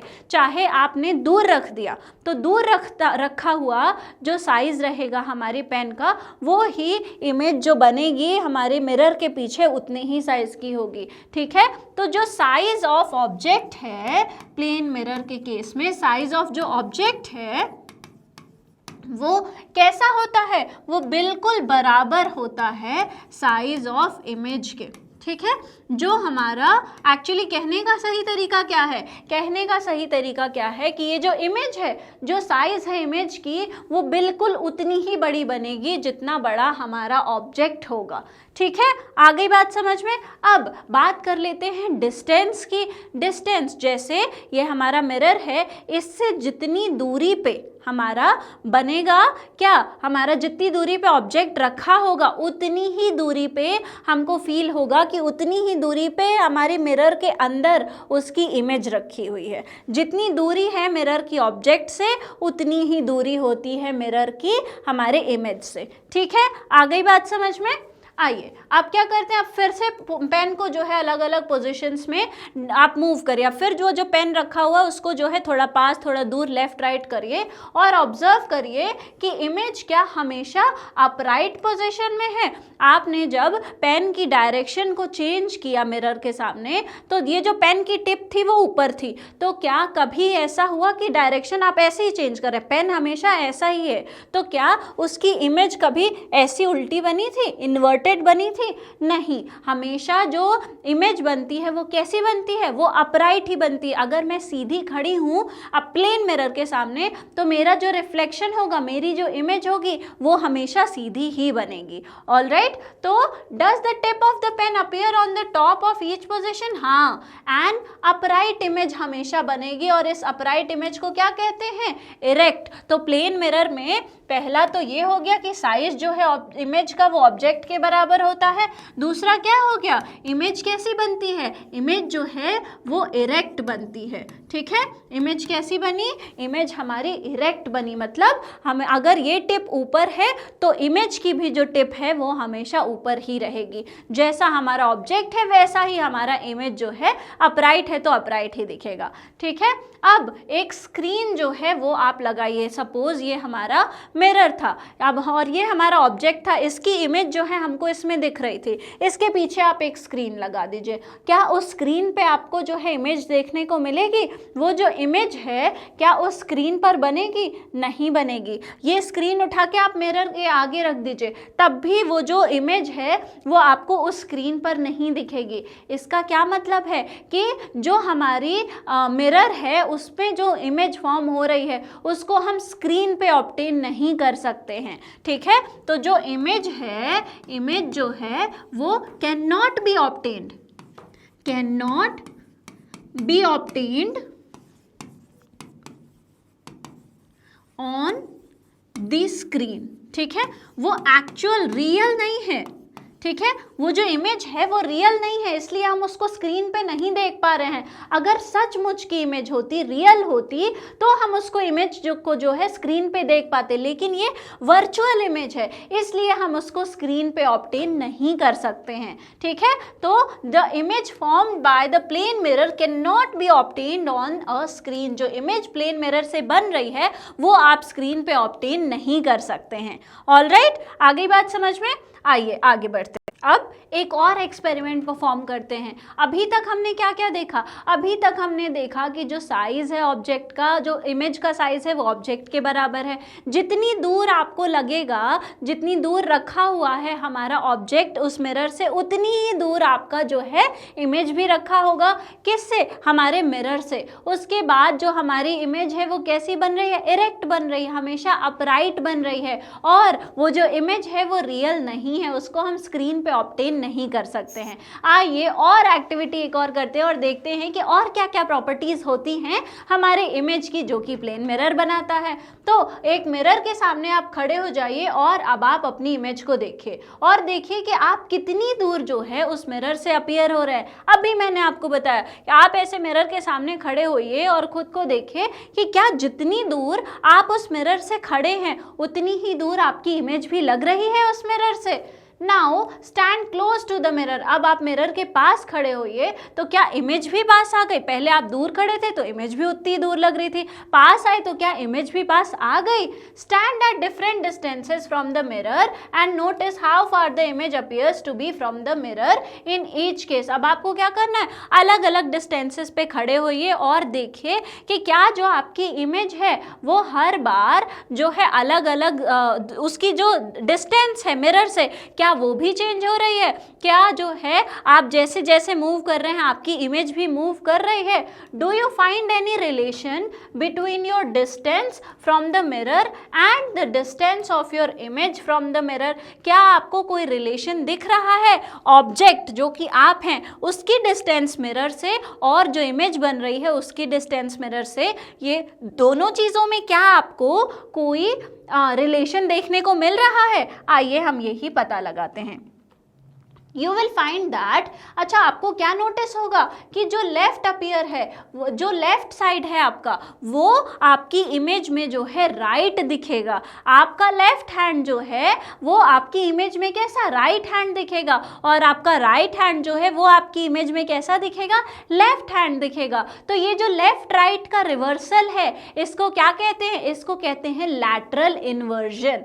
ठीक है, तो एक और प्रॉपर्टी क्या मिल गई हमको? एक और प्रॉपर्टी मिल गई कि लैटरल इन्वर्जन होता है हमारी इमेजेस का प्लेन मिरर में। ठीक है, अब लैटरल इन्वर्जन क्या है कि मेरा लेफ्ट जो है वो इमेज का राइट दिखेगा, मेरा राइट जो है वो इमेज का लेफ्ट दिखेगा। ठीक है, आगे बात समझ में?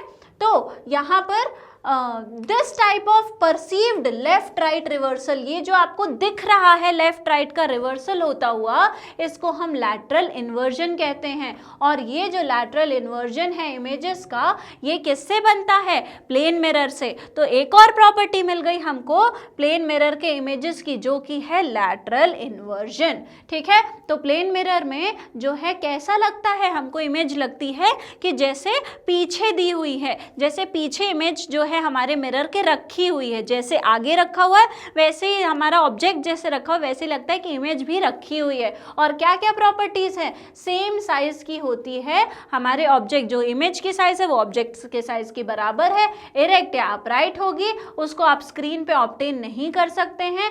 और जितनी दूर आप जो है मिरर से ऑब्जेक्ट रखेंगे उतनी ही दूर जो है आपको मिरर से उसकी जो है रिफ्लेक्शन या उसकी इमेज देखने में लगेगी। और लैटरल इन्वर्जन भी देखने को मिलता है, लेफ्ट और राइट का रिवर्सल देखने को मिलता है। ठीक है, अब जब आपने प्रॉपर्टीज पढ़ ली हैं मिरर इमेज की, तो लैटरल इन्वर्जन भी पढ़ लिया, तो अब क्या आपको समझ आ रहा है कि जो एम्बुलेंस के सामने आपने देखा होगा, एम्बुलेंसेस के सामने ऐसा उल्टा लिखा होता है एम्बुलेंस, तो वो क्यों लिखा होता है? क्योंकि ये जो है जब सामने वाली जो कार जा रही है, कोई गाड़ी जा रही है, उसकी जब मिरर में दिखेगा तो कैसा दिखेगा? तो ये जो है वो आपको लैटरल इन्वर्जन में दिखेगा, तो ये ऑलरेडी इन्वर्टेड है, और जब मिरर में दिखेगा तो फिर इन्वर्ट होके कैसा, ऐसा सीधा हो जाएगा। तो आगे वाली जो गाड़ी है उसको पता चल जाएगा अच्छा पीछे एम्बुलेंस आ रही है तो इमरजेंसी है, तो हम साइड हो जाते हैं। इसलिए एम्बुलेंस के ऊपर जो है ऑलरेडी लैटरली इन्वर्टेड जो है एम्बुलेंस लिखा होता है। ठीक है, आ गई बात समझ में? आइए आगे बढ़ते हैं। फैसिनेटिंग फैक्ट्स में हम जानेंगे कि जो मिरर्स हैं उनका इन्वेंशन कब हुआ था वो एग्जैक्टली तो हमको नहीं पता है, लेकिन पुराने टाइम में स्टोन्स को पॉलिश करके, मेटल्स को पॉलिश करके उनका सरफेस शाइनी बना के हम उसको मिरर्स की तरह यूज़ करते थे। लेकिन जब ग्लास मिरर्स का इन्वेंशन होने लगा, जब ग्लास मिरर्स आ गए यूज़ में, तो ये जो आर्ट है हमारी स्टोन वगैरह से, मेटल वगैरह से मिरर बनाने की, वो जो आर्ट है वो धीरे धीरे फेड होने लगी।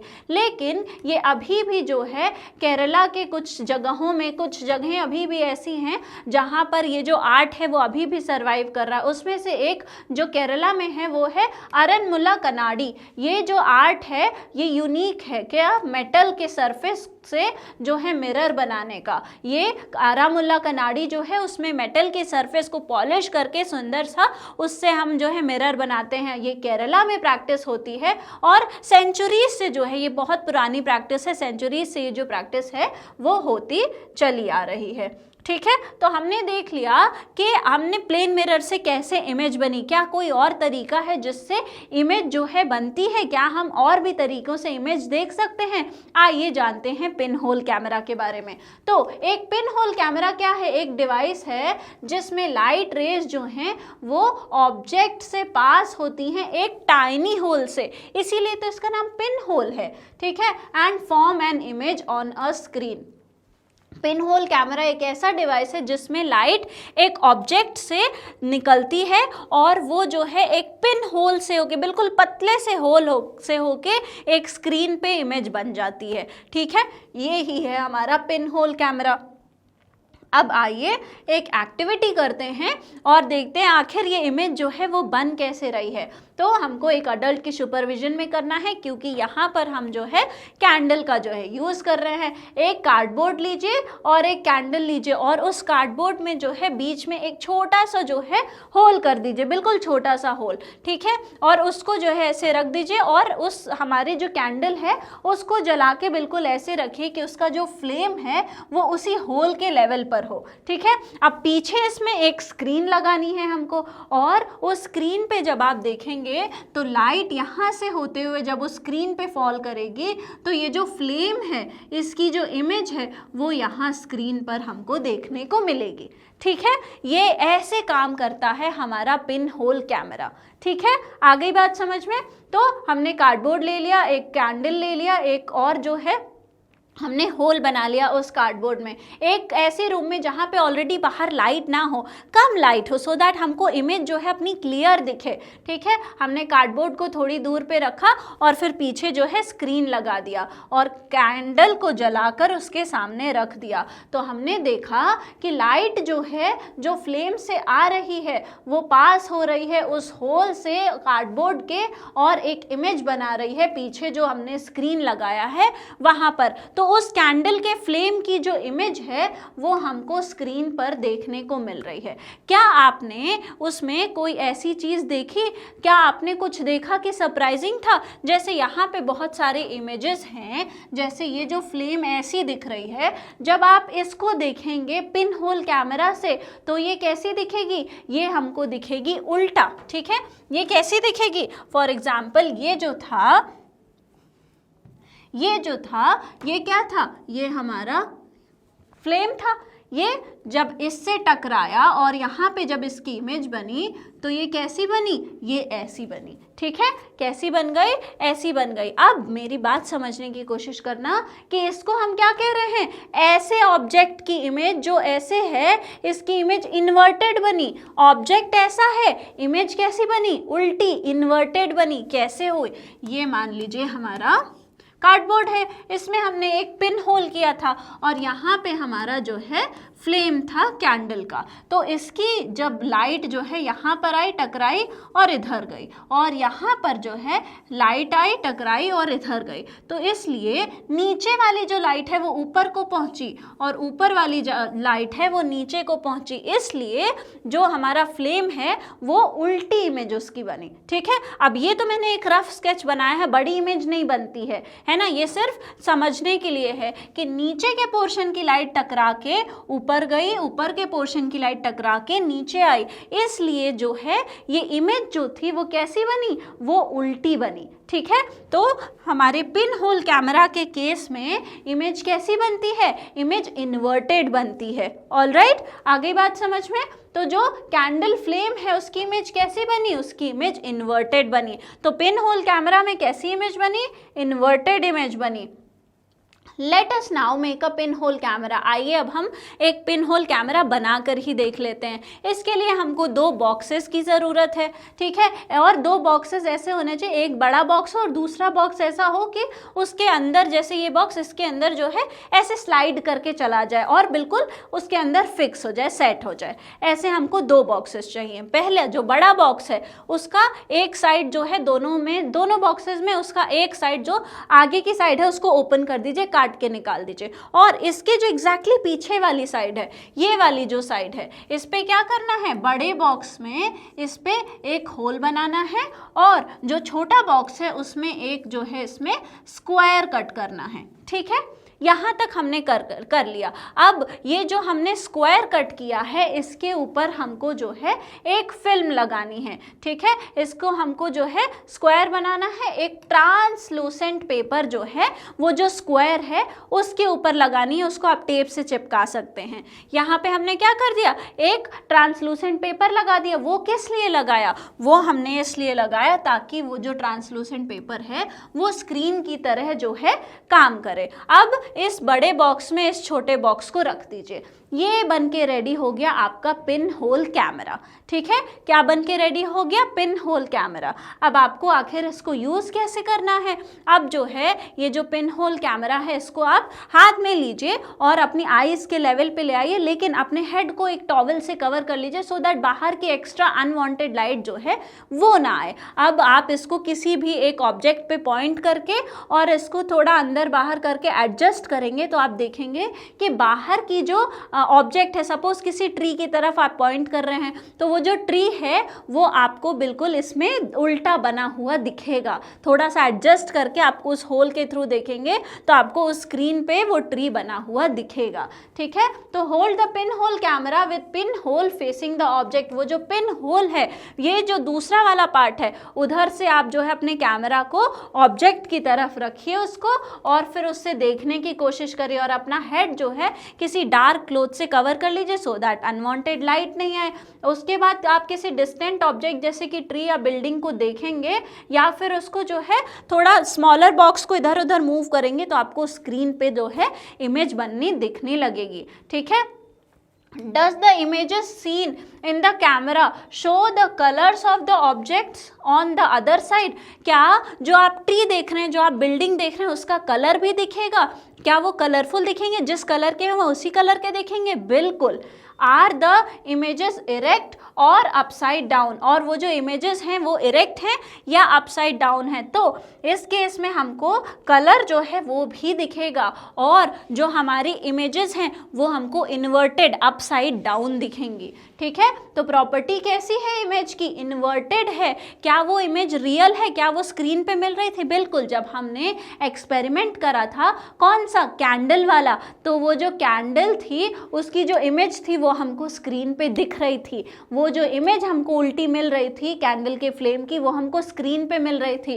इसका मतलब वो रियल थी, वो स्क्रीन पे हम ऑब्टेन कर सकते हैं, और कलर जो है ऑब्जेक्ट का वो भी हमको देखने को मिलता है। ये प्रॉपर्टीज हो गई हमारी इमेज किसके बनी हुई, पिन होल कैमरा से बनी हुई इमेज की। ऑलराइट, तो हमने अभी तक जो पिन होल कैमरा के बारे में पढ़ा उसमें जो इन्वर्जन की बात आ रही थी, आइए हम लैटरल इन्वर्जन और ये जो इन्वर्टेड इमेज है इसमें कंफ्यूज नहीं होते हैं, एक बार जो है क्लियर कर लेते हैं। A pinhole camera gives an upside down image. Upside down का क्या मतलब है कि ये जो इसका अप पार्ट है वो डाउन हो जाए, तो ये जो ऐसा इमेज है, ये जो ऑब्जेक्ट है इसकी इमेज कैसी मिले, इसकी इमेज हमको ऐसी मिले, ये है इन्वर्टेड इमेज। और जब ऐसा फ्लिप हो, मतलब कि लेफ्ट साइड राइट में दिखे, राइट साइड लेफ्ट में दिखे, उसको हम कहते हैं लैटरल इन्वर्जन। आ गई बात समझ में? तो एक पिन होल कैमरा जो है वो अपसाइड डाउन इमेज देता है, लेकिन लैटरल इन्वर्जन में क्या होता है, जो इमेज बनती है मिरर से वो अपसाइड डाउन नहीं होती है, ठीक है, उसका जो लेफ्ट है वो राइट जैसा दिखता है और राइट है वो लेफ्ट जैसा दिखता है। ये डिफरेंस होता है हमारा लैटरल इन्वर्जन और हमारे पिन होल कैमरा में जो इन्वर्टेड इमेज बन रही थी। लैटरल इन्वर्जन किस में देखने को मिलता है, मिरर के केस में, और पिन होल कैमरा में इन्वर्टेड इमेज देखने को मिलता है। ये दोनों टर्म्स हैं, हमको कंफ्यूज बिल्कुल भी नहीं होना है। ये सारी चीज़ें जो है आप एक बार हायर ग्रेड्स में भी पढ़ेंगे, ठीक है।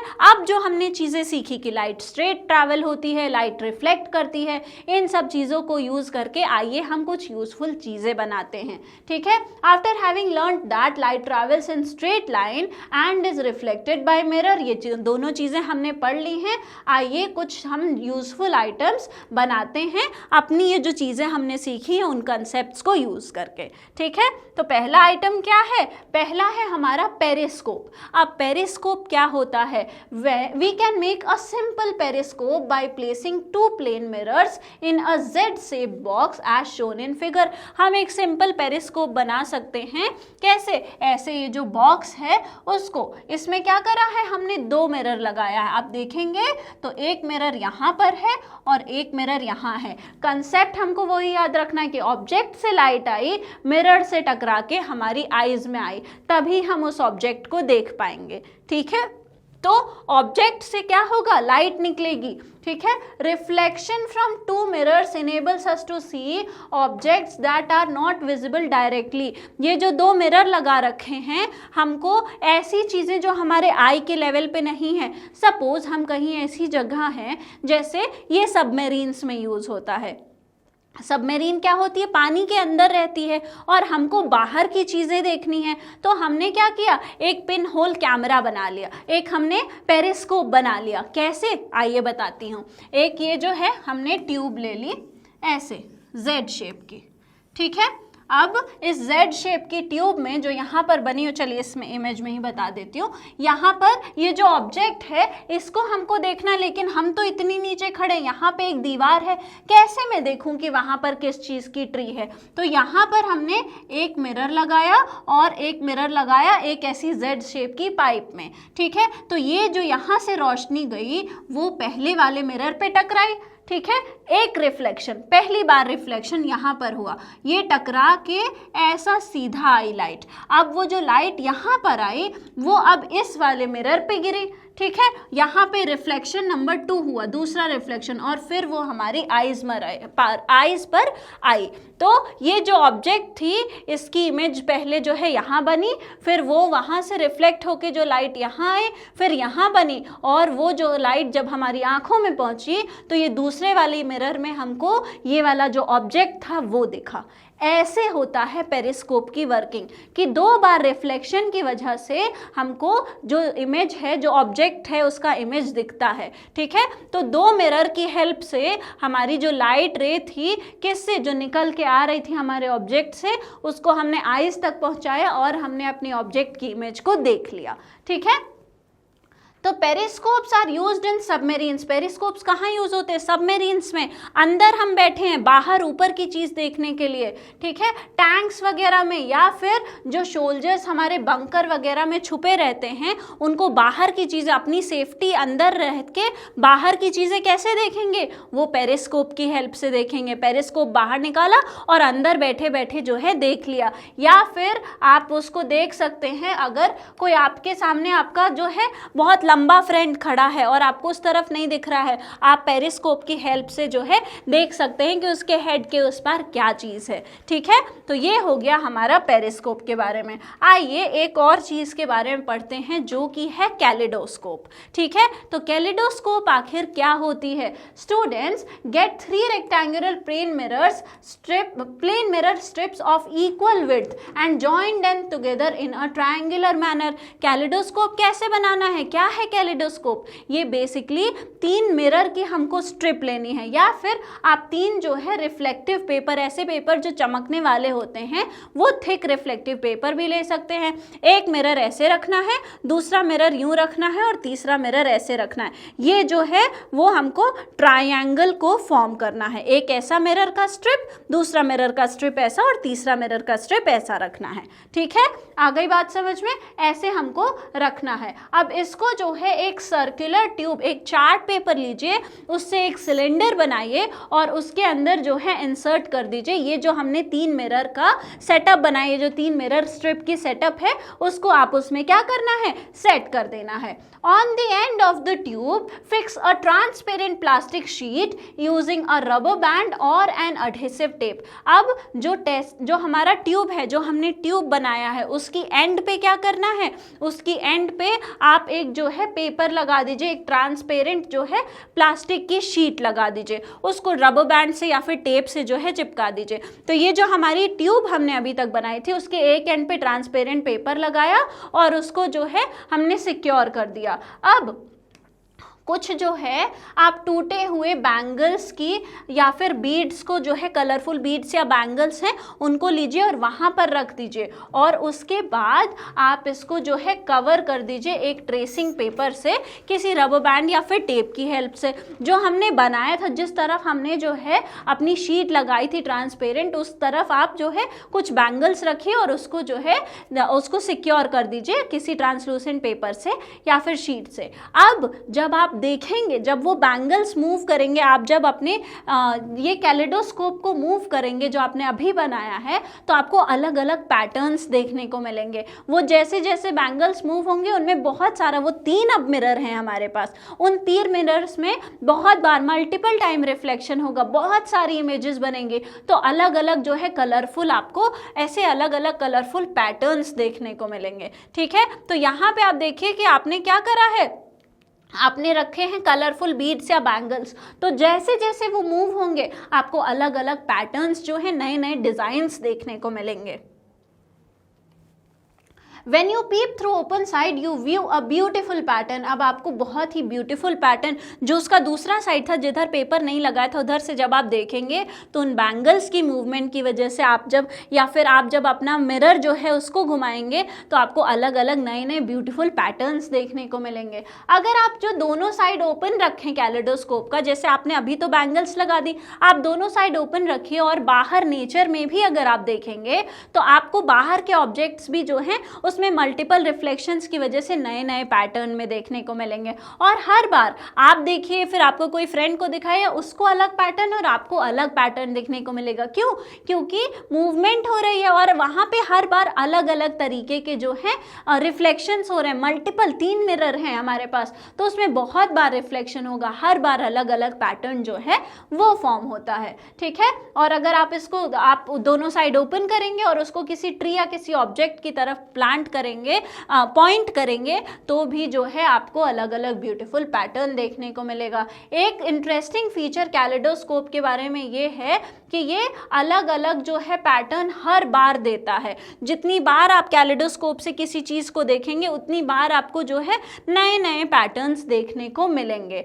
सिंस देयर आर 3 मिरर्स तो मल्टीपल इमेजेस फॉर्म होती हैं, क्योंकि एक बार रिफ्लेक्शन हुआ फिर उस रिफ्लेक्शन का भी रिफ्लेक्शन हुआ, ऐसे करके मल्टीपल जो है इमेजेस फॉर्म होती हैं, जिसकी वजह से वो हमको नए नए पैटर्न्स देखने को मिलते हैं। ठीक है, तो many interesting patterns are formed. Alright, और ये जो हमारा कैलिडोस्कोप है, डिजाइनर्स हुए, आर्टिस्ट हुए, ये कैलिडोस्कोप को यूज करते हैं जब उनके पास आइडियाज नहीं आ रहे हैं, कोई नया पैटर्न चाहिए कुछ ड्रॉ करने के लिए, कोई ड्रेस पे नई डिजाइन बनानी है तो और आइडिया नहीं आ रहे हैं, तो ये ही कैलिडोस्कोप यूज करके जो हमारे डिजाइनर्स हैं वो नए नए आइडियाज, नए नए जो है डिजाइंस को फिर बनाते हैं, नए नए उनको पैटर्न्स जो हैं वो समझ आते हैं। ठीक है, आ गई बात समझ में? तो हमने देख लिया पिन होल कैमरा के बारे में, फिर हमने जो है जो चीज़ें पढ़ी थी उनको ऑब्जर्व करके हमने दो चीज़ें बनाई, जो था पेरिस्कोप और कैलिडोस्कोप। ये चैप्टर अब यहाँ पर ख़त्म हो चुका है।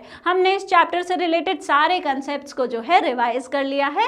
तो अगर आपको ये लेक्चर अच्छा लगा हो और अगर आपको कोई डाउट हो तो मुझसे आप कमेंट बॉक्स में पूछ सकते हैं। इस लेक्चर को लाइक करिए, शेयर करिए, और अगर आपको हमारे और भी लेक्चर्स के वीडियोस देखने हैं तो वो बिल्कुल फ्री में अवेलेबल है हमारे मैग्नेट ब्रेन्स के यूट्यूब चैनल, हमारे मोबाइल एप्लीकेशन और हमारी वेबसाइट पे। साथ ही साथ ई नोट्स और ई बुक्स का लिंक आपको डिस्क्रिप्शन बॉक्स में मिल जाएगा, और हमारे जो अदर टॉप कोर्सेज हैं जो कि इंग्लिश और हिंदी दोनों ही मीडियम में अवेलेबल है, चाहे सीबीएसई बोर्ड हो, Delhi board, Bihar board, UP board, MP board, Rajasthan board, वैदिक मैथ्स क्रैश कोर्स और स्पोकन इंग्लिश भी हाई क्वालिटी में अवेलेबल है। तो हमारे चैनल को सब्सक्राइब करिए, पढ़ते लिखते रहिए, हंसते मुस्कुराते रहिए। Thank you very much.